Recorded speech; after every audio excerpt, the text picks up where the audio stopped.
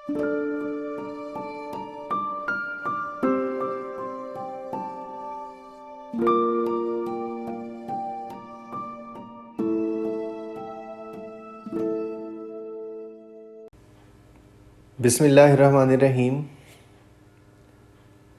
तमाम हम्द सना उस रब बाबरकत की ज़ात के लिए जो तमाम जहानों का परवरदिगार है, और करोड़ हा दरूद सलाम उसके पाक नबी हज़रत मोहम्मद मुस्तफ़ा सल्लल्लाहु अलैहि वसल्लम की ज़ात बाबरकत के लिए।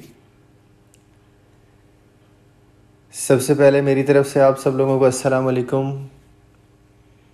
ह्यूमन रिसोर्स मैनेजमेंट का जो हम लोगों ने सब्जेक्ट स्टार्ट किया हुआ था, उसको हमने सबसे पहले इंट्रोडक्शन पढ़ा कि ह्यूमन रिसोर्स मैनेजमेंट है क्या, और हमने इसके एरिया ऑफ ऑपरेशंस में इसके 4 फंक्शंस डिफ़ाइन किए: acquiring people, training people, appraising people और कॉम्पनसेटिंग पीपल के नाम से।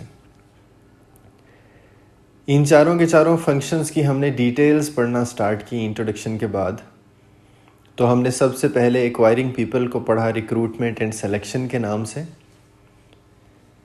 कि रिक्रूटमेंट सिलेक्शन है क्या, एम्प्लॉयमेंट प्लानिंग कैसे करते हैं, रिक्रूटमेंट का क्या प्रोसेस है, कैंडिडेट्स के सोर्सेज क्या हैं, कहाँ से ढूंढते हैं, स्क्रीनिंग टेक्निक्स कौन कौन सी हैं, टेस्ट इंटरव्यू इन्वेस्टिगेशंस क्या हैं, और फाइनली सिलेक्शन क्या चीज़ है, उसकी इम्पोर्टेंस क्या है।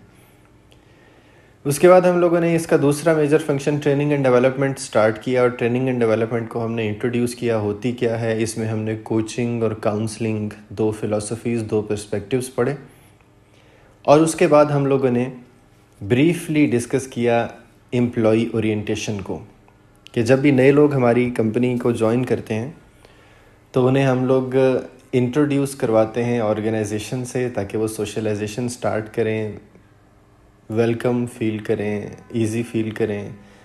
हमने इसके बेनिफिट्स पढ़े, कंटेंट्स पढ़े, ओरिएंटेशन किट क्या होती है, इस तरह की चीज़ें हमने इसमें डिस्कस की। अब बाकायदा जो ट्रेनिंग एंड डेवलपमेंट प्रोसेस है, उसकी डिटेल्स हम लोग आज से स्टार्ट करेंगे। तो सबसे पहली चीज़ कि ये ट्रेनिंग एंड डेवलपमेंट प्रोसेस है क्या। हम पहले भी पढ़ चुके हैं कि जब भी हम लोग किसी चीज़ को स्टेप बाय स्टेप इम्प्लीमेंट करते हैं, सिस्टमेटिकली लेके चलते हैं, तो उसे लेके चलना, उसे इम्प्लीमेंट करना हमारे लिए आसान हो जाता है, लॉजिकल हो जाता है, तरतीबवार चीज़ों को लेके चलते हैं। इसी तरह से ट्रेनिंग एंड डेवलपमेंट भी हम अपनी आसानी के लिए इसका एक प्रोसेस डिफ़ाइन कर लेते हैं, एक तरीक़ाकार वाज़े कर लेते हैं, ताकि किसी किस्म की कन्फ्यूजन ना रहे और हमारे जहन में क्लियर हो जाए कि ये तरीक़ाकार है जिस पर चलेंगे, जिस तरतीब से हम काम करेंगे तो हम एम्प्लॉयज़ को ट्रेन कर लेंगे। तो ट्रेनिंग एंड डेवलपमेंट प्रोसेस को हम लोग एक्सप्लेन ही इस तरह से करते हैं कि a step by step procedure of teaching employs various skills required to perform the work activities within any organization in order to ensure that employees are developing themselves according to the requirements of the firm। ये जो मैंने आपके सामने definition repeat की, बोली, इसका मतलब ये है कि स्टेप बाय स्टेप प्रोसेस के थ्रू एम्प्लॉयज़ में उन स्किल्स को इन्हेंस करना जिनकी उन्हें ज़रूरत है, ताकि वो उस तरह से काम करें जिस तरह ऑर्गेनाइजेशन चाह रही है। अब चाहे वो पर्सनल स्किल डेवलपमेंट है, चाहे प्रोफेशनल स्किल डेवलपमेंट है, हम उसके लिए जो भी step by step process follow करेंगे, that step by step procedure is called the training and development process. अब अपनी आसानी के लिए, इसको तरतीबवार पढ़ने के लिए, हम लोग ट्रेनिंग एंड डेवलपमेंट प्रोसेस को 5 हिस्सों में तकसीम कर लेते हैं। हम एक 5 स्टेप प्रोसीजर बना लेते हैं। वो 5 स्टेप प्रोसीजर आपके सामने यहाँ पे लिखा हुआ आ रहा है। सबसे पहला स्टेप 1 ट्रेनिंग नीड एनालिसिस। दूसरा स्टेप इंस्ट्रक्शनल डिज़ाइन। तीसरा स्टेप वैलिडेशन। चौथा स्टेप इम्प्लीमेंटेशन, और 5वां स्टेप इवैल्यूएशन। एक जनरल सी एग्जांपल कि हम देखते हैं किसी एम्प्लॉय के अंदर कोई डेफिशिएंसी है, उसे काम नहीं आया, तो हम अंदाज़ा लगाते हैं कि इसको ट्रेनिंग की ज़रूरत है। ये हो गया ट्रेनिंग नीड एनालिसिस। उसके लिहाज से हम उसके लिए ट्रेनिंग डिज़ाइन करते हैं कि इसको क्या बताना है, कैसे बताना है। हम किसी बड़े से पूछते हैं कि ये ट्रेनिंग ठीक है, वैलिडेशन। उसके बाद हम उसको उस ट्रेनिंग प्रोसेस से गुजारते हैं, इम्प्लीमेंटेशन। और फिर हम देखते हैं कि ट्रेनिंग की वजह से उसके अंदर स्किल डेवलप हुई, उसने अपने आप को इम्प्रूव किया या नहीं, इवेल्युएशन। ये जो मैंने आपको एक जनरल सी एग्जांपल दी है, हम इसी की डिटेल्स पढ़ेंगे ट्रेनिंग एंड डेवलपमेंट प्रोसेस के दौरान में। तो सबसे पहला स्टेप 1 वो है ट्रेनिंग नीड एनालिसिस। सादा ज़ुबान में ट्रेनिंग नीड एनालिसिस का मतलब to analyze whether the training is required और नॉट। हम अभी इसकी डेफिनेशन देखते हैं कि हम इसको टेक्निकली कैसे इलेबोरेट करेंगे, लेकिन आसान तरीन चीज़ कि हम इस चीज़ का एनालिसिस करते हैं कि ट्रेनिंग चाहिए या नहीं चाहिए। इसमें टेक्निकलिटी क्या है। हम इसकी डेफिनेशन से पहले एक छोटी सी मिसाल जिससे हमारे जहन में ट्रेनिंग नीड एनालिसिस का कॉन्सेप्ट थोड़ा क्लियर हो जाएगा। फ़र्ज़ करो कमरे का एसी ख़राब है, मेरे ऑफिस का या हमारी क्लास का एसी ख़राब हो जाता है, काम नहीं कर रहा। एसी काम नहीं कर रहा तो हम सोचते हैं कि यार एसी काम नहीं कर रहा, इसका मतलब वो जो हमारा इलेक्ट्रिशियन है ना, उसको एसी ठीक करना नहीं आता, उसको ट्रेनिंग पे भेज दो। क्यों? वो एसी ठीक करना सीख के आए। ये हमने नीड एनालिसिस नहीं किया। क्यों? हमने उस इलेक्ट्रिशियन को बुला के उससे पूछा तो है नहीं कि एसी ख़राब है तो क्यों है। हो सकता है हम उसको बुला के पूछते तो वो बताता है कि सर एसी ख़राब इस वजह से है कि इस एसी में गैस पूरी करने के लिए एक सिलेंडर चाहिए, मेरे पास वो सिलेंडर और किट नहीं है। अगर आप मुझे वो सिलेंडर और किट प्रोवाइड कर देंगे, मैं इसमें गैस भर दूंगा, एसी चल पड़ेगा। अब है तो डेफिशिएंसी, लेकिन उस डेफिशिएंसी का सॉल्यूशन ट्रेनिंग नहीं है, बल्कि उसका सॉल्यूशन है प्रोविजन ऑफ रिसोर्सेज। ये नीड असेसमेंट है कि हम इस चीज़ की असेसमेंट करें, इस चीज़ का एनालिसिस करें कि whether there is a deficiency, and if there is a deficiency, whether this deficiency can be overcome, can be removed through training or there are other solutions. अब हमने ये देखना है कि उस डेफिशिएंसी को दूर करने के लिए ट्रेनिंग ही चाहिए या कोई और सोल्यूशन इम्प्लीमेंट करना पड़ेगा। अगर ट्रेनिंग चाहिए तो फिर हम स्टेप 2 पे जाएंगे, इंस्ट्रक्शनल डिज़ाइन। और अगर ट्रेनिंग नहीं चाहिए बल्कि there are other solutions, like time नहीं है उसके पास, बंदे कम हैं, जो प्रॉपर टूल्स और किट उसको चाहिए उस काम के लिए वो अवेलेबल नहीं है, जो सामान ख़रीदने के लिए पैसे हैं हमारे पास, हम उसको पैसे नहीं दे रहे प्रॉपर। अब there are other solutions. Now training is not the solution. तो ट्रेनिंग नीड एनालिसिस का मतलब ये कि to analyse the need for training के whether the deficiency can be overcome through training और there may be implemented other solutions. अब ये जो हमने लिखा है ना ट्रेनिंग नीड एनालिसिस, हम ट्रेनिंग नीड एनालिसिस को डिफाइन ही इस तरह से करते हैं, the process of identifying the need for training programme to ensure that any deficiency may be removed through implementation of training और there may be other solutions. और मैंने आपको बताया है कि there may be other solutions क्या हो सकते हैं। रिसोर्सेज प्रोवाइड करना, मज़ीद टाइम देना, मैन पावर देना, मॉनिटरी रिसोर्स पैसा देना उसको ताकि वो काम टाइम पे कर ले। तो असल में ट्रेनिंग नीड एनालिसिस ये हुआ कि हम इस चीज़ का एनालिसिस करें कि कहाँ कमी है और उस कमी को दूर ट्रेनिंग के थ्रू ही किया जा सकता है या कोई और सोल्यूशन है। अब अगर तो कोई और सोल्यूशन है तो वो सोल्यूशन इंप्लीमेंट करना पड़ेगा, लेकिन अगर ट्रेनिंग के थ्रू ही डेफिशिएंसी दूर करनी है तो हम ट्रेनिंग डिज़ाइन करेंगे, स्टेप 2 पे जाएंगे, इंस्ट्रक्शनल डिज़ाइन। लेकिन उस इंस्ट्रक्शनल डिज़ाइन से पहले अब ये जो हमारे पास ट्रेनिंग नीड एनालिसिस या ट्रेनिंग नीड असेसमेंट है, इसको हम 2 हिस्सों में तकसीम कर देते हैं, क्योंकि हमारे पास ऑर्गेनाइजेशन में एम्प्लॉयज़ की वो 2 कैटेगरीज़ हैं कि कुछ लोग ऐसे हैं जिन्होंने अभी हमारी ऑर्गेनाइजेशन को ज्वाइन किया, उन्होंने आज तक हमारे पास काम नहीं किया, हमें उनकी डेफिशिएंसीज पता ही नहीं है। हम इसको कहते हैं training need assessment for new entrants, for new employees. और दूसरी तरफ हमारे पास कुछ ऐसे लोग भी हैं जो काफ़ी अरसे से काम कर रहे हैं, हमें पता है उनकी स्ट्रेंथ वीकनेसेस, हमें पता है उनको क्या आता है क्या नहीं आता, उनकी परफॉर्मेंस अप्रेजल हम करते हैं तो उनकी डेफिशिएंसीज की लिस्ट हमारे पास है। तो जब ट्रेनिंग का मकसद ही डेफिशिएंसी को दूर करना है, तो डेफिशिएंसी को दूर करने के लिए हम लोग 2 हिस्से कर देते हैं ट्रेनिंग नीड असेसमेंट के। एक हिस्सा need assessment for new employees, दूसरा need assessment for current employees. अब ये वाला हिस्सा जो need assessment for new employees है, इसको हम ट्रेनिंग नीड एनालिसिस में नाम देते हैं टास्क एनालिसिस का। इसको हम टास्क एनालिसिस क्यों कहते हैं? क्योंकि उस बंदे ने अभी तक हमारे पास काम तो नहीं किया, लेकिन हमारे पास वो टास्क मौजूद हैं जो उस बंदे ने करने हैं। हम उसको वो लिस्ट ऑफ टास्क दिखाते हैं कि भाई ये 12 काम हैं जो आपने इस कंपनी में करने हैं, आप इन 12 में से बता दो कौन से आपको आते हैं कौन से नहीं आते।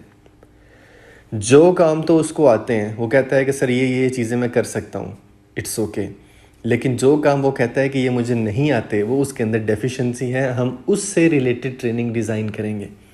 फॉर एग्ज़ाम्पल, अकाउंट्स में एक बंदे ने हमें ज्वाइन किया, हम उससे बुक कीपिंग करवाना चाह रहे हैं ताकि वो बुक्स ऑफ अकाउंट्स में हर चीज़ एंट्री करें। अब उसकी बुक्स, उसकी जॉब डिस्क्रिप्शन में लिखा हुआ है कि ये आपकी टास्क्स हैं, ये आपकी लिस्ट ऑफ ड्यूटीज़ हैं। लिस्ट ऑफ ड्यूटीज़ में लिखा है वाउचिंग करनी है, वेरिफिकेशन करनी है, जर्नल एंट्री करनी है, लेजर में पोस्टिंग करनी है, ट्रायल बैलेंस बनाना है, बैलेंस शीट बनानी है, इनकम स्टेटमेंट बनानी है, एडजस्टमेंट्स करनी है, एडजस्टिंग एंट्रीज़ के बाद एडजस्टेड ट्रायल बैलेंस बनाना है। अब उसकी लिस्ट ऑफ ड्यूटीज़ लिखी है ना, वो सब ड्यूटीज़ पढ़ता है, फिर कहता है सर मुझे सारे काम आते हैं, एडजस्टेड ट्रायल बैलेंस बनाना नहीं आता। अब हमें पता चल गया कि ये बंदा नया है, इसको बाकी सारे काम करने आते हैं, लेकिन एडजस्टमेंट और एडजस्टेड ट्रायल बैलेंस बनाना नहीं आता। हम उसको ट्रेनिंग के लिए किसी सीनियर के पास बिठा देंगे। हमें कैसे पता चला उसके अंदर ये डेफिशिएंसी है? उसकी लिस्ट ऑफ ड्यूटीज़ से, उसके लिस्ट ऑफ टास्क से। तो जब भी हम किसी नए एम्प्लॉय का नीड एनालिसिस करना चाहते हैं तो हमारी प्रेफरेंस होती है टास्क एनालिसिस। और टास्क एनालिसिस है क्या, हम इसको कहते हैं, हम इसको डिफ़ाइन इस तरह से करने हैं, आपने अपने पास नोट रखना है टास्क एनालिसिस की डेफिनेशन कि the training need assessment for new employees, new hires that include a comprehensive analysis of job related tasks to identify what tasks are known to an employee and what tasks are there that required proper training। अब उसी बंदे से हमने पूछना है कि कौन से टास्क ऐसे हैं जो नोन हैं, आप जानते हो उनको, और कौन से टास्क ऐसे हैं जो आपके लिए अनफेमिलियर हैं, आप उन्हें जानते नहीं हो। जिन टास्क से आप फेमिलियर नहीं, उससे रिलेटेड हम ट्रेनिंग डिज़ाइन करेंगे। ये है training need assessment for new entrants या न्यू एम्प्लॉयज़, और इसको हम कहते हैं टास्क एनालिसिस। जो दूसरा हिस्सा है ट्रेनिंग नीड एनालिसिस का, वो है need assessment for current employees या existing members of the organisation. ये लोग वो हैं जो पहले से हमारे पास काम कर रहे हैं। इन लोगों का हमारे पास परफॉर्मेंस डाटा अवेलेबल है। यहाँ पे हम इनकी परफॉर्मेंस डेफिशिएंसीज आइडेंटिफाई करते हैं कि हर दफ़ा काम करते हुए कौन से काम हैं जो ये बेहतर करते हैं और कौन से टास्क ऐसे हैं जो ये बेहतर परफॉर्म नहीं करते। अब हम उनसे नहीं पूछ रहे, अब हम उनकी परफॉर्मेंस एवेल्यूशन के थ्रू आइडेंटिफाई कर रहे हैं।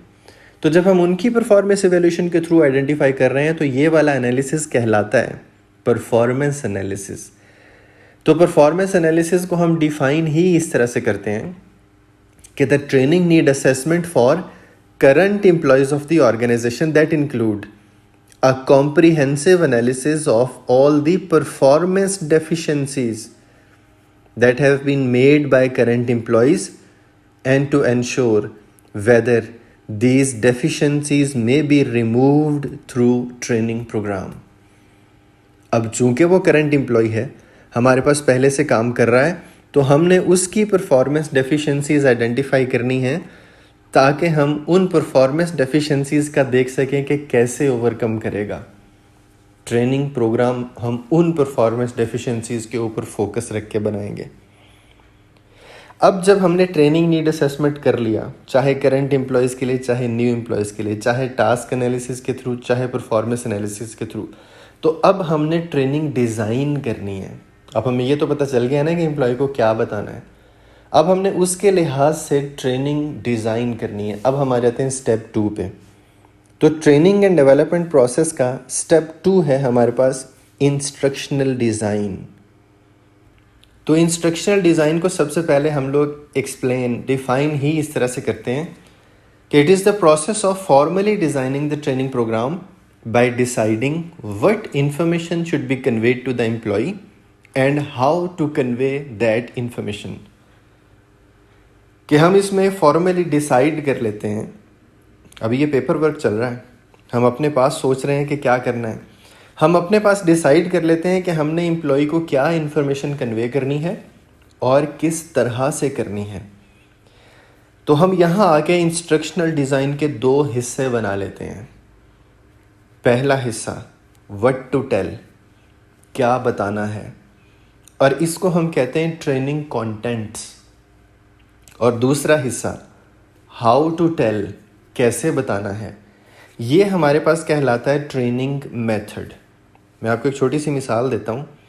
किसी बड़े ने किसी वक्त बैठ के सोचा कि जो बिज़नेस के स्टूडेंट्स हैं उन्हें ह्यूमन रिसोर्स मैनेजमेंट का कोर्स पढ़ना चाहिए, उन्हें पता होना चाहिए कि how to manage the human resources. अब उन्हें एचआर का कोर्स पढ़ना चाहिए। उस कोर्स में क्या पढ़ेंगे? एचआर के 4 फंक्शंस पढ़ेंगे। ये है व्हाट टू टेल, जिसको हम कहते हैं कोर्स कंटेंट्स। यही है ट्रेनिंग कंटेंट्स हमारे पास। और ये ट्रेनिंग कंटेंट्स हम उनको बताएंगे कैसे? लेक्चर्स के थ्रू, असाइनमेंट्स के थ्रू, क्विज एंड प्रेजेंटेशंस के थ्रू और पेपर्स के थ्रू इवेल्युएट करेंगे।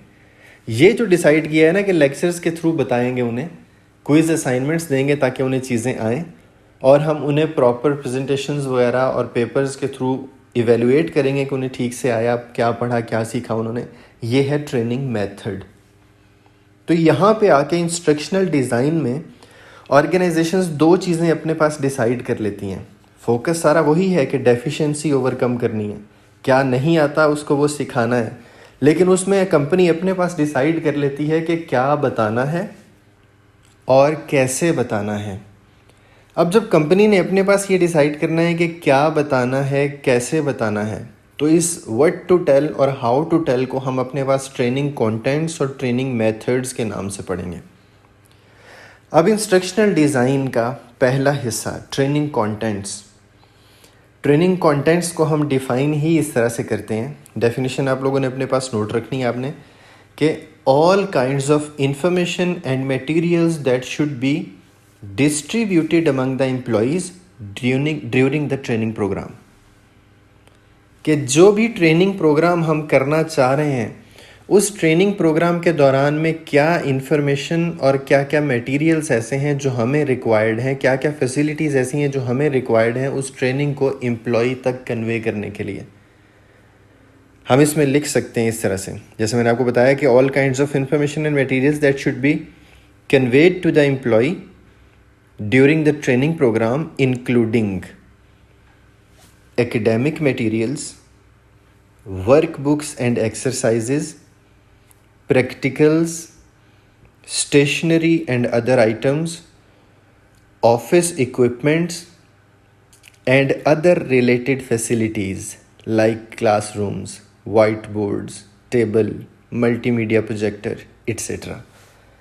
ये हर चीज़ डिसाइड कर लेना ट्रेनिंग कंटेंट है। इसमें सबसे इम्पॉर्टेंट क्या है?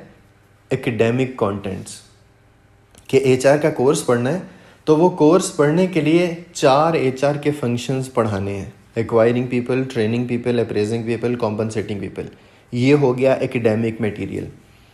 इस मटेरियल को पढ़ाने के लिए क्या वर्कबुक्स, एक्सरसाइजेज आपने करनी है, क्या असाइनमेंट्स करनी है, हम यहीं पे डिसाइड कर लेंगे।